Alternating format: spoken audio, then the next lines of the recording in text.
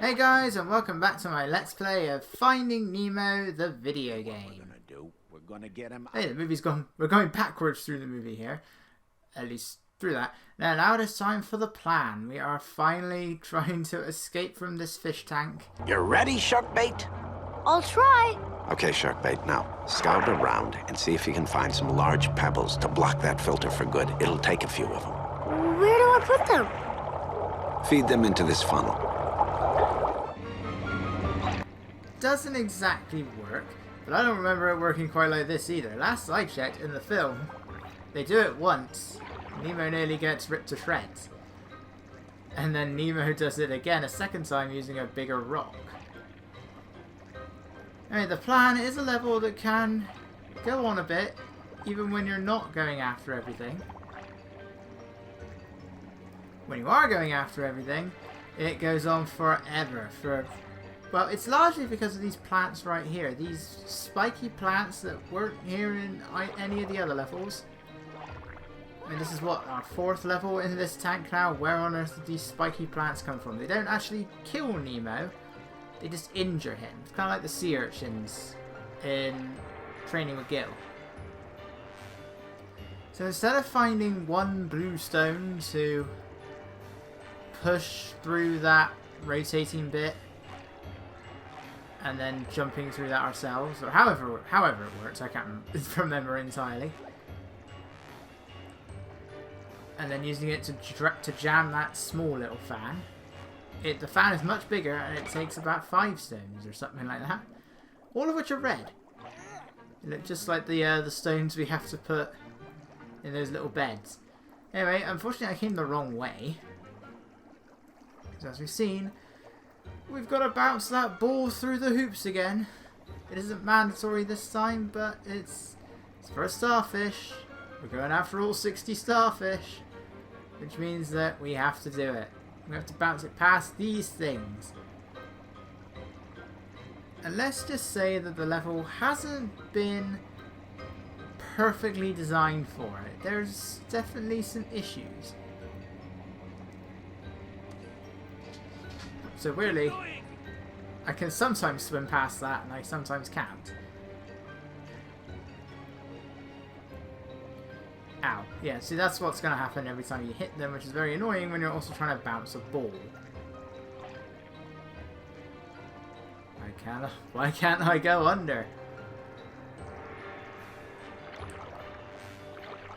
But yeah, as we all know, we'll never see the tank covered in algae. I don't know if it happens that fast in real life. I mean, it's a fish tank, so I wouldn't be that surprised. Like, algae can build up incredibly quickly. I don't know much about looking after fish, so I can't say anything with certainty, and I'm not going to try. I think I just decided to take the pebble, yeah. Sorts out the ones on this side, even though I have to come back this way in order to get the ball through the hoops. Make sure you get it through the right one, then make sure you go through the right one. That might look correct, but these are now in a different order from what they were before. Nemo, why are we all of a sudden changing our ideas of where we're going? These are not all the directions that these hoops sent you through the last time you were in here. Why does it even matter if it goes through the hoops in the first place? Nemo's just doing what he wants. The hoops make no difference. Oh, that's messing with me. You'd think it would be the green ones that is always the right one, but it isn't. Anyway, this is probably the long way of getting out of here. But we're out. Now we can take the stone with us. But, the problem is because Nemo, I think once you get going, you do swim at roughly the same speed. Maybe a little bit slower, but I don't think it's that big a difference. The problem is stopping and going. Like, your acceleration is really slow when you're carrying something. And even stopping is kind of difficult. Oh, I can't watch. How does this fan work? Like, it's multiple spinning parts that somehow make up one single fan. I don't get it. How does... What is the structure of this fan? How has it been built?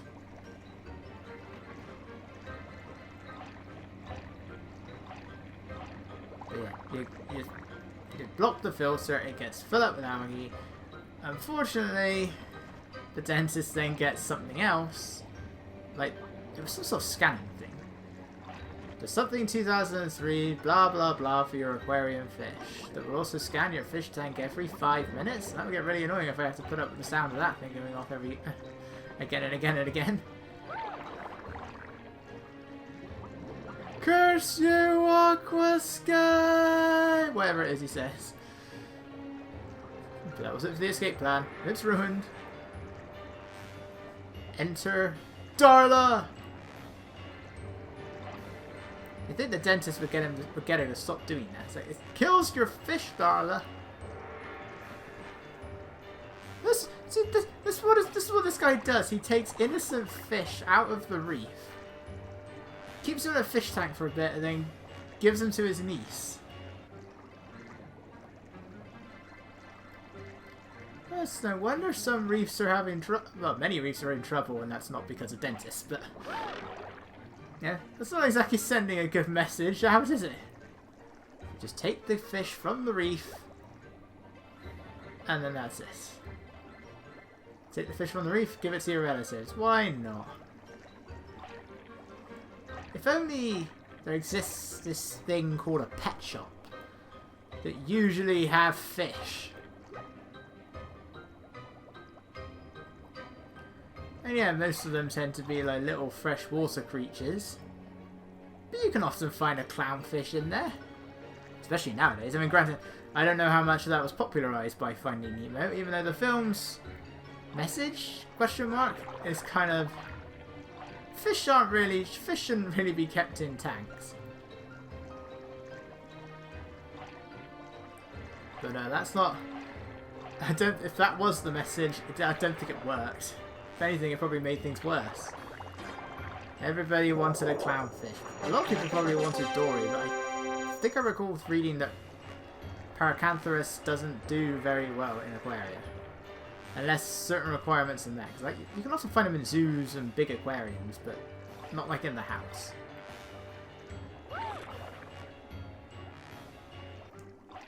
Here we go again. Shouldn't this thing open and close by itself? Why do I have to keep opening it? I had to use a key before, so I had to dart it. Which makes it sound like I had to shoot it, but... can I say I'm shooting Nemo? Actually, that sounds worse. Yeah, I gotta get the ball through this little gap here, but because the boat is on a slope, it's a lot harder than it seems. Like, what happened there? I think the stone got in the way. The stone seems to have like weird physics when they're against the ball, which is not exactly a bad thing. In fact, it comes most in handy later on. The other problem is just the lack of areas to get the ball off of the ground. Because for some reason this ball, which I'm pretty sure is full of air, sinks. And I didn't think that was how it worked.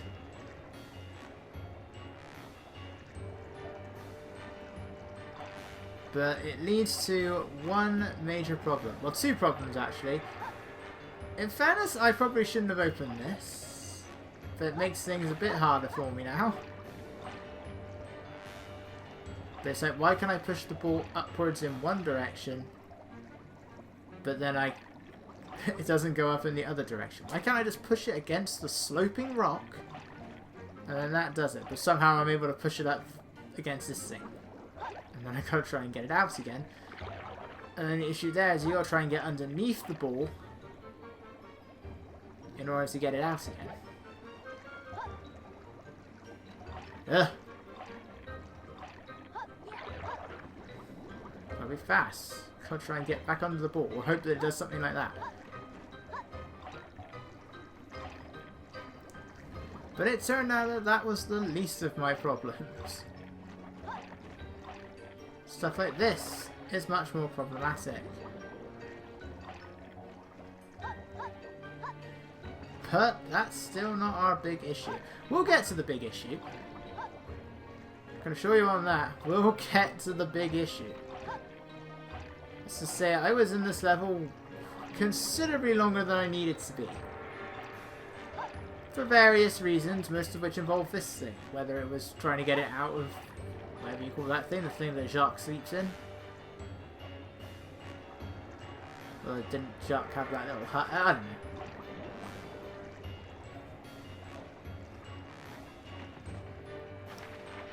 Right.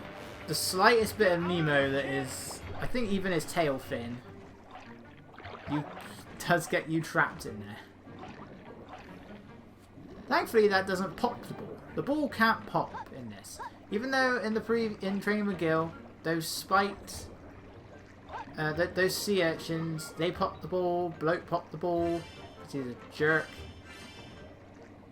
But you don't have to worry about that here.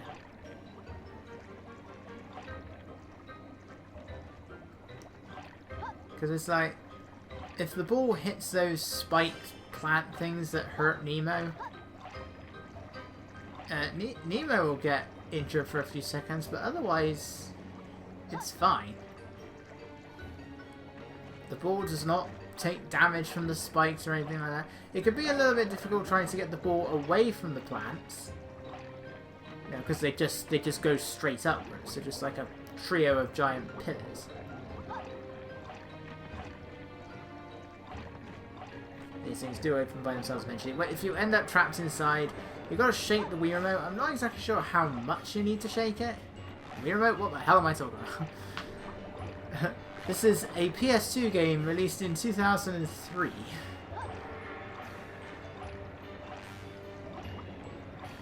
This is where I can get a little bit tricky, trying to bounce the ball up without hitting the plants, and then the plants do go inwards and outwards towards the top. Once you're over, you're usually fine.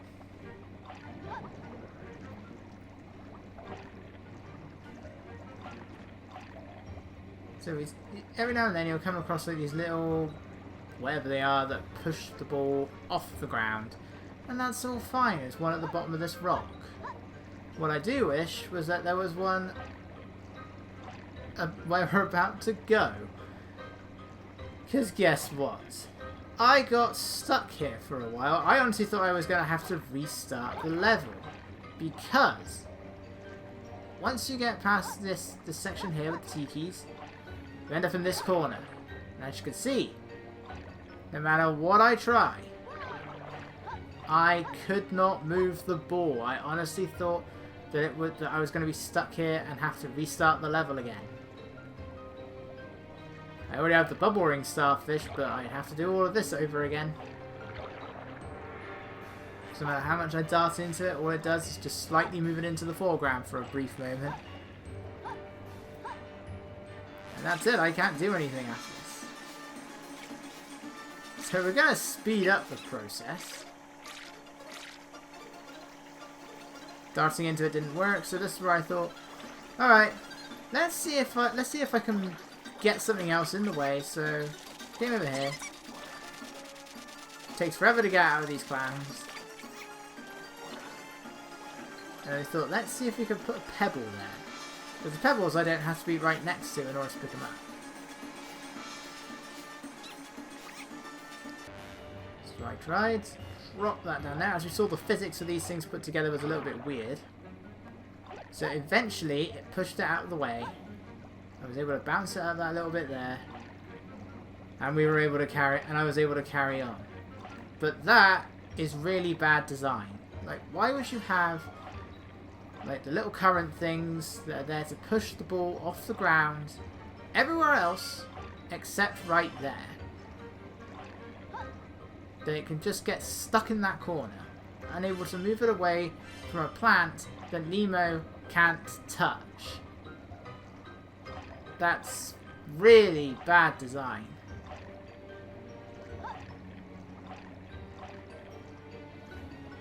Because that's kind of just the weird thing about this game. It's like the quality of the levels is a little bit all over the place. Like, you have some really good levels, but then you also have some not very good levels.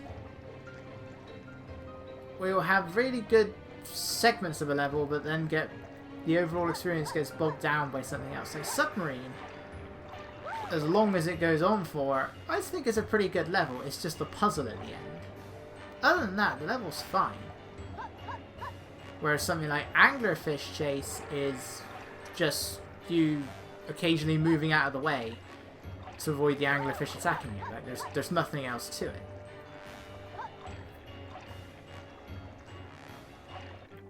And then they just have like all of these different little other things to do in the meantime. But you know, at the very least, they are usually optional. Now, at no point do you ever have to go through all the bubble rings. Do you have to push this thing into the hoops? And the only time that's ever mandatory in an actual level was training with Gil.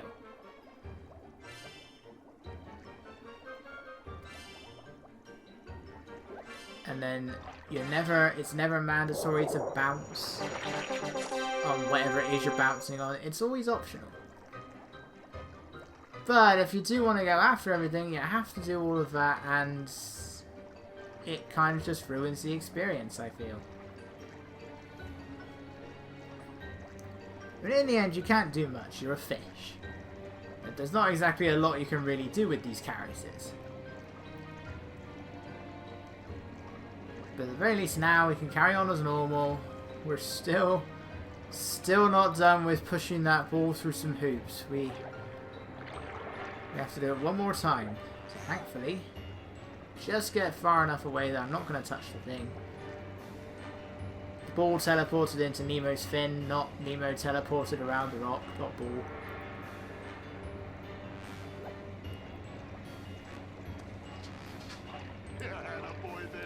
So now we can just keep going. It is a bit of a tedious game of back and forth. As much as I find training with Gil to be such a pointless level, aside from bouncing the ball at the end, it's otherwise a very short level. Whereas this one, regardless of how you do it, goes on for a bit. Because we're just doing the same thing. We're picking up the stone, we're taking it back. We're going a bit further. We're picking up the stone and we're taking it back.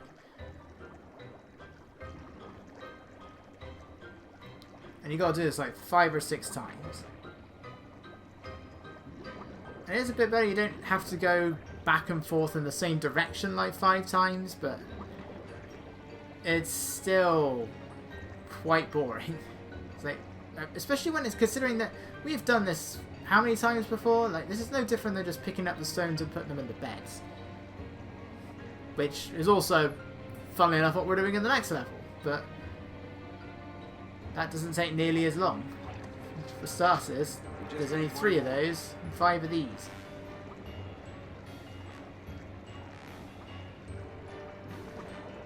Also, I can hear the other members of the tank gang, but where actually are they?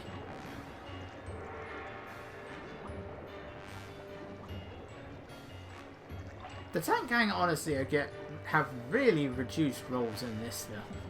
It's like Gil's the only one that ever actually talks to you a lot. Like, all the others, they'll speak to you at the beginning of hide and seek. The characters will some of the characters will speak a little bit during Mount Wanahakalogi, but otherwise, they rarely say anything. Like Deb, I think Deb only ever speaks when you build the picture, the puzzle, to make flow. I think that's the only time she ever says anything. The most we get out of Peach after that level is just when she goes, ooh! For the other Ring of Fire, and that's it. And Bubbles, well, even in the film, he only generally ever had one word. Which was Bubbles!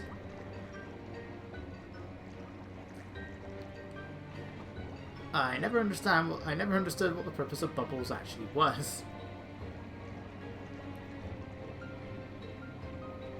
I mean, in the end, the tank gang in the movie other than Gil, they don't really do a lot. I knew you could do it, kid. And there we go. There's some have bigger roles than others, but a lot of the time they don't do anything. Like Deb doesn't do anything and Bubbles doesn't do anything. Like Jacques cleans Nemo, and then that's kind of it.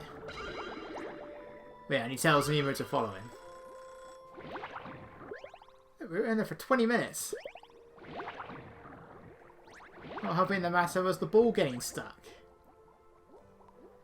Thankfully, this doesn't take nearly as long.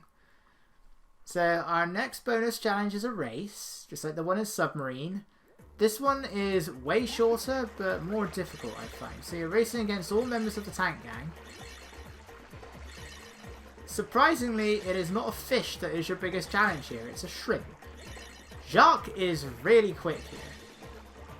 He tends to overtake you at the very last moment because he bounced me away. And he just got there. Thankfully, it's a fish tank you're racing around, so you're not exactly... the race isn't very long. I managed to get on my second try, thankfully. But you have got to go through every single red ring if you want a chance of beating him. I always assumed that Jacques was never, like, really that fast. Especially, the main reason was just because the DVD for Finding Nemo had these little things called the virtual aquarium. All it was is you could just sit back and just watch the scenery, usually from one side of the fish tank or the other side. Either the side that has the shipwreck or the side with the volcano. And every now and then the characters would appear on screen. If it was in daytime. There was also a nighttime one, but that didn't have anything. It was just to mimic a sort of aquarium being on your TV. It's a bit weird when you start seeing all these cartoon fish roaming around. Like, there's a part where Bloat is puffed up. All the fish are darting around and stuff like that. But the thing is, very often you will get Jacques very slowly moving on one side of the screen. You'd honestly think you were watching some kind of screensaver. And he was so slow, so it was so weird to think with him being the fastest one in this race. Anyway, welcome to Whale Chase, which despite the name, for the most part, it's not really a chase. This is the only bit of it that's actually a chase, and... well, this whale goes very fast. I mean, I know in the end, whales may look slow, but when you've got that massive tail, what looks slow is actually very quick. So again, just follow the bubble rings. They come at you a bit fast. I actually did have to do this level twice. I managed to do this on my first try. But then when I had to come back here a second time because I missed the last few bubble rings, those two right there, like 37 and 38, they come at you so fast. Even though we're clearly going further away from the whale, it always manages to get you anyway. But I don't remember the chase sequence lasting this long. One thing I was never sure of is what exactly Marlin and Dory are swimming in before when they find the whale. It's like, whoa, we going in there? Yeah. P. Sherman 42, what have we wasted me? Yeah. We're gonna just swim straight. But what are they swimming through? Because it just looks like fog. Why is there just a random cloud of fog in the middle of the ocean? Anyway, this part went on for a while, and I'm guessing the whale's tongue is so big it doesn't actually feel the squishies. Just bouncing on its taste buds with those tentacles. Whale Chase has a little bit of pretty much everything. This level has the most starfish out of any level. There's, I think, 5, if you don't count the bonus game. There's a lot to do. Not the longest level, surprisingly. It's actually a fairly quick level. Unfortunately, right at the end, there's where the last 2 bubble rings are. It's also a race, and it's a race that is incredibly easy to lose. And I do find a number of times that I've done this where I go through the bubble rings, but nothing happens. It doesn't count, and you've missed out. And you've also got to try and win the race. I don't think I've ever managed to get every single starfish on the first try. And it's all because of that race. So at this part, we're going through this very slowly. This is way slower than most 3D sections. This is like as slow as Minefield, but then the second time we're going into 3D, it all gets a lot faster. This is one of those levels where we do switch characters. Like we started in the outside area as Marlin, then we switched to Dory, and then right at the end we'll switch back to Marlin again. Because Dory is faster than Marlin, therefore it wouldn't be fair. It wouldn't exactly be much of a race. What I'm pretty sure isn't true is that this is the anatomy of a whale. Like, what are these things? I mean, they shoot out gas. It's like what we saw in Submarine, but what are these things supposed to be in terms of the biology of the whale? Like, exactly what part of the whale am I swimming to? Because in the end, they go out the blowhole, and isn't the blowhole just the nostrils? I have no idea. Anyway, this part.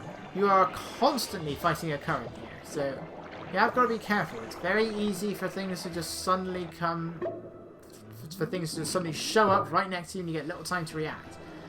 When your only real thing to do in terms of reacting is to turn around, but because you have a current, you're still going to be moving a little bit when you do that.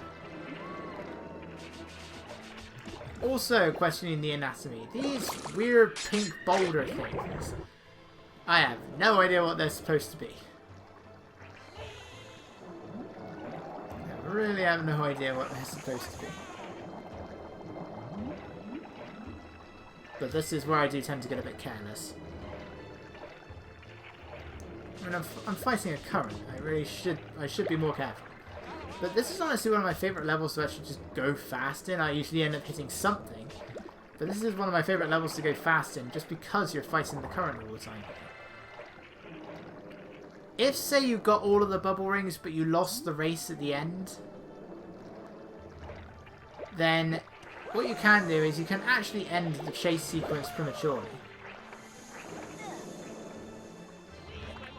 So as long as you're not holding down the button. If you don't hold down the button, then, and you're like on the right side of the screen when the whale is moving to the right side of the screen, it will catch you prematurely. You'll miss out on the bubble rings if you haven't gotten all of them already, but if you have, then you can speed up the level a little bit.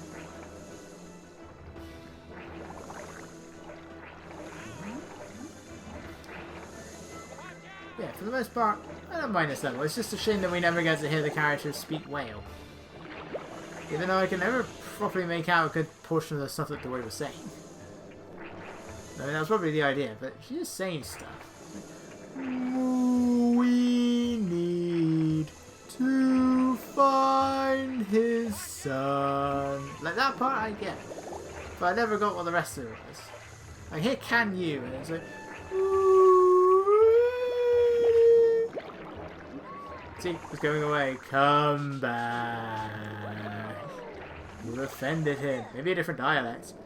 Mo. Whatever she. What I want to know is the whale respond? Does the whale understand her whale speak, or is it just reacting from when she was talking to it the first time? That's what I want to know.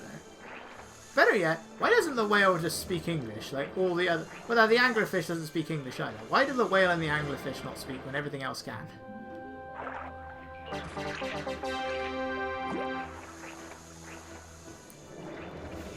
But I honestly, as a kid, I actually did think that the whale was was trying to eat them.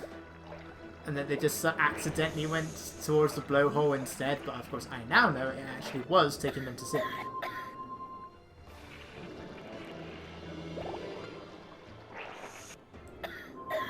The whale is actually a nice guy.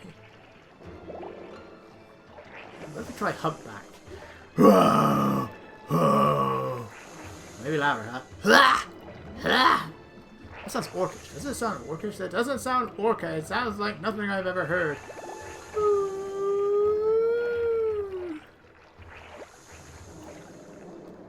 So this is why you might be hungry, and then she just keeps trying. What's going on? I think he says we stopped. Oh, the whale doesn't roar.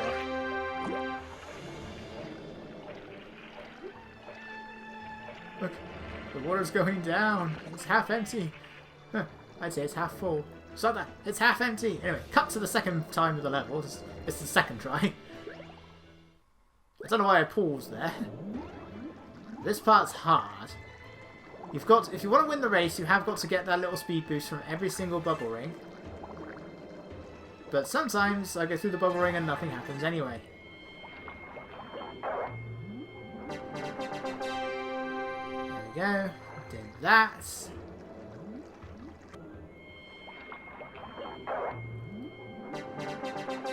And we're through.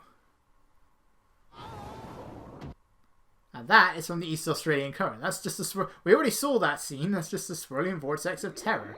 Last I checked, it was nighttime. Thank you, sir. Wow, wish I could speak whale. Anyway, we're still not done with whale chase yet because there's still the matter of the minigame.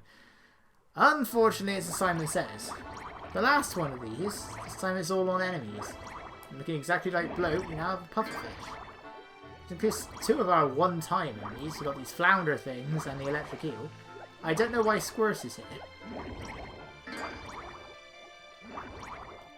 So we have a flounder, a pufferfish, Squirts, a clam, sea slug, a hermit crab, squishy, and an electric eel. I think that's the only time they ever actually wanted me to do a hermit crab for this entire thing.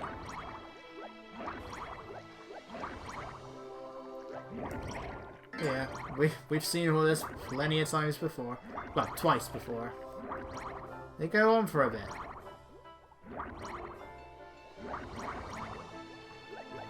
I mean, what more do you say over this? We've seen this already. Finding Nemo is not an easy game to commentate over, I've discovered. I was always dreading these because I was like, how do you talk over this? After the first 3 rounds of the first go. What do you do after that?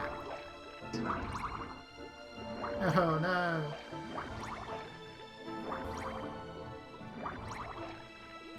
I forget what other Pixar games I even own. What do I own? Let me look at my collection here. I already played the 2 Incredibles games. We've got Finding Nemo. I have a Monsters Inc. game. I think of all the games on my shelf, that's probably the one that I've played the longest time ago. If not, it's definitely up there. I mean, it's fine. I think. It's been such a long time, but I recall it being fine. It just looked ugly. It's a really early PS2 game. In fact, it was so early it had a PS1 release. And you'd think that the graphics were barely above PS1 standards, but I've looked on the internet. I've seen what the PS1 version looks like. It's so much uglier. Great music though. I do actually really like the music. I've heard it in other YouTube videos. It's like they've got nothing to do with anything. The music's got nothing to do with anything on screen, but apparently people know the music of that game. Of Monsters Inc. It's called Scare Island here. I think it's called Scream Team in America. How would I play that one? I have no idea. Most of my PS2 games actually are just like the old licensed games that I had as a kid. I'm looking now. I've got 2 Scooby-Doo games. I've got Shrek. I've got Shrek 2, Shrek Super Slam, Shrek the Third. None of which are very good. Madagascar's alright. Madagascar 2 is better. Over the Hedge is boring. Kung Fu Panda I've only ever fully beaten once. I didn't find that one very interesting. Surf's Up. Once you've played the first level, you've played every level. Let's see. What else have we got there? Other licensed games. We already talked about Jurassic Park. Operation Genesis. I played the Incredibles games. I got 4 Simpsons games. Road Rage, Hit and Run, Skateboarding, lovely, and a Simpsons game. I haven't played that Family Guy game. I've got 2 SpongeBob games. Battle for Bikini Blossom and the movie game. The Superior game. And... not counting... oh yeah, I've got that Looney Tunes game. Acme, is it called? Acme Arsenal?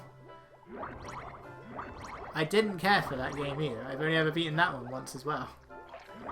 That game goes on forever. Like, some of the levels do not know when to freaking end. Much like this. Me failing isn't helping in that regard, but much of that. Oh yeah, and I have a Ben 10 game. Protector of Earth. Actually, pretty good. But I haven't played so many of these in ages. For such a long time. Anything else on that PlayStation 2 is either Burnout or Sonic. Or Crash Bandicoot. All two of them. I don't have the racing games. It's just Wrath of Cortex, the best Crash Bandicoot game, and Crashed Insanity, which is terrible. Anyway, next up, the hardest level in the game, I think, Treatment Plan. See